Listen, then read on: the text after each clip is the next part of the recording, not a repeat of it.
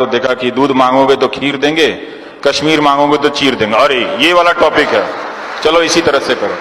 आप उस डिबेट को ध्यान से देखिए, ध्यान से देखिए। मान लीजिए कि आप मोदी समर्थक ही हैं, क्या वो उस डिबेट में आपको तरह तरह की सूचनाएं दी जा रही हैं? एक समर्थक का भी अपना एक सेल्फ रेस्पेक्ट होता है ना, कि वो चीजें जानना चाहता है। तो क्या वो मीडिया आपको ढंग से बता रहा है, आपका सेल्फ रेस्पेक्ट बढ़ा रहा है? वो दरअसल आपको इंसल्ट करता है रोज कि आप उनके वोटर हैं, आपको गलत बातें बताकर, झूठ बातें बताकर लाल रंग का टांग देगा। चिन्मयानंद स्वामी के खिलाफ कुछ होगा, सब साइलेंस में चले जाएंगे। आजम खान के यहां बकरी पे भी केस होगा, घंटों घंटों बहस होने लगेगी। तो वो आपको हमेशा एक अपने पड़ोस के मुसलमान को वो हमेशा दुश्मन के रूप में देखना सिखा रहा है। मैं साफ साफ कहता हूं, और इसको आप नोट कर लीजिए।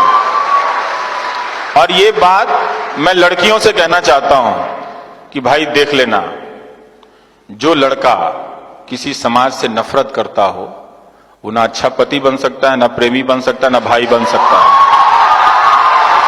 देख लेना, ऐसे किसी लड़की से, आईटी सेल वाले से शादी मत कर लेना भाई, बता रहा हूं ध्यान से। पता चला कि दहेज तो नहीं देना चाहिए, मां बाप ने चोरी छुपे कुछ पैसा दिया, लाखों रुपए भी गए और मिल गया वो नफरत करने वाला, तो वो प्रेमी नहीं हो सकता है। मोहब्बत बहुत जरूरी है दोस्त, मिट्टी से भी और इंसान से भी। ऐसा नहीं हो सकता कि इंसान से मोहब्बत ना करो और कहो कि हम मिट्टी से मोहब्बत करते हैं। हम मिट्टी से मोहब्बत इसलिए करते हैं कि उस मिट्टी में बसने वाले इंसानों से भी मोहब्बत करते हैं। ये बात ध्यान रखिएगा। आज इंदौर में बीजेपी के आईटी सेल के प्रभारी हैं विक्की मित्तल, फेसबुक पे उन्होंने क्या लिखा कि गोडसे जी की पिस्तौल की नीलामी करवा दीजिए, पता चल जाएगा देशभक्त थे कि आतंकवादी थे। हम यहां पर आ गए, गांधी को मारने वाले के लिए ताली बजा के आप हिंदुस्तान नहीं बना सकते, नहीं बना सकते हो आप। जिस देश में गांधी के हत्यारे को देशभक्त कहा जा रहा है, तो गांधी क्या आतंकवादी थे? अब हम यहां पर आ गए हैं, क्या हम आपने उनको वोट दिया तो इसकी सजा इतनी दी जाएगी आपको कि आपको मूर्खों के झुंड में बदल दिया जाएगा? कि एक वोट देने के बदले, आप कितना प्यार करते हैं प्रधानमंत्री को, लेकिन उसके बदले में आपको उस झुंड में बदला जा रहा है कि आप गांधी के हत्यारे को गोडसे जी कहें। थोड़ा सावधान रहिए, हो क्या रहा है इस देश में। और वो फेसबुक पे लिख रहे हैं, ये कभी हुआ था? कभी नहीं हुआ था। क्योंकि ये पॉलिटिक्स, आईटी सेल और मीडिया ये मान के चलता है कि आपने अपनी बुद्धि स्थगित कर दी, आप में बुद्धि नहीं है। मैं नहीं मानता, मैं उनके वोटर को बहुत सम्मान से जानता हूं, मुझे मालूम है कि वो एक अलग तरीके से सोच रहे हैं, लेकिन उनसे, वो चूंकि उनको वोट देते हैं, उनसे बदला नहीं लिया जाना चाहिए। उनको सजा किस बात की दी जा रही है कि उनसे ये कहा जा रहा है, अब चूंकि तुम उनको वोट देते हो, तुम अब मुसलमानों से नफरत करने लगे हो, तो चलो अब गोडसे को भी गोडसे जी बोलो। फिर मालूम नहीं अगली बार अब आपसे क्या कराएंगे, आपके हाथ में बम दे देंगे, कहेंगे जाके फट जाओ कहीं पे, तुम नौकरी मत मांगो। ये मत कीजिएगा, ये मत कीजिएगा। ये शर्म की बात है कि हमारे देश में गांधी की हत्या हुई,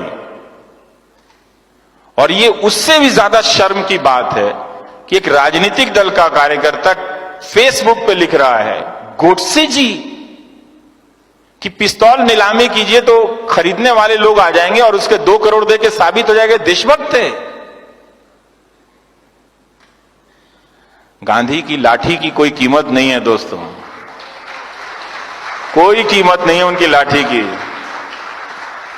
उस लाठी को उन्होंने कभी किसी पे नहीं चलाई, तो ये मत होने देना। हालांकि अब देर हो चुकी है, अब तुम्हारे पास करने के लिए कुछ है नहीं, फिर भी बता रहा हूं कि आपको एक रोबोट में बदल दिया गया है, गलत गलत सूचनाओं से भर के।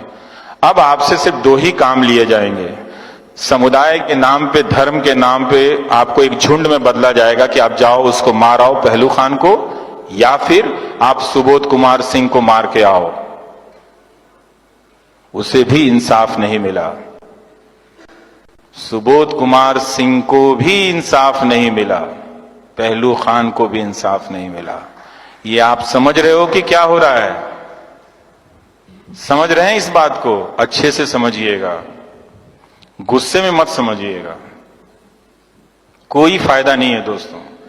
इसलिए आपका मीडिया जो है, मैं थोड़ा भटक के कह रहा हूं, कहना जरूरी है, फिर मौका नहीं मिलेगा आपसे। आपका मीडिया अब आपसे बदला ले रहा है।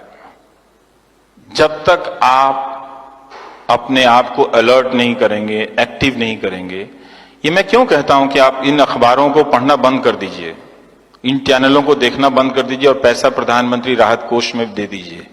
ये मैं इसलिए इस उम्मीद में कहता हूं कि आप दबाव डालेंगे तभी मीडिया स्वतंत्र होगा, तभी मीडिया स्वतंत्र होगा। और एक बात जान लीजिएगा, मीडिया की स्वतंत्रता हम सिर्फ अपनी नौकरी के लिए नहीं कह रहे हैं, आपके लिए कह रहे हैं। जब मीडिया नहीं होगा, आप नहीं होंगे, क्योंकि आपकी आवाज नहीं होगी। आप 4 दिन के लिए अपने कमरे में बंद कर लो घर को, बोलो नहीं। आप ये करके दिखा दो और फिर सोचना कि 46 दिन से कश्मीर के लोग कैसे रह रहे हैं। Thank you.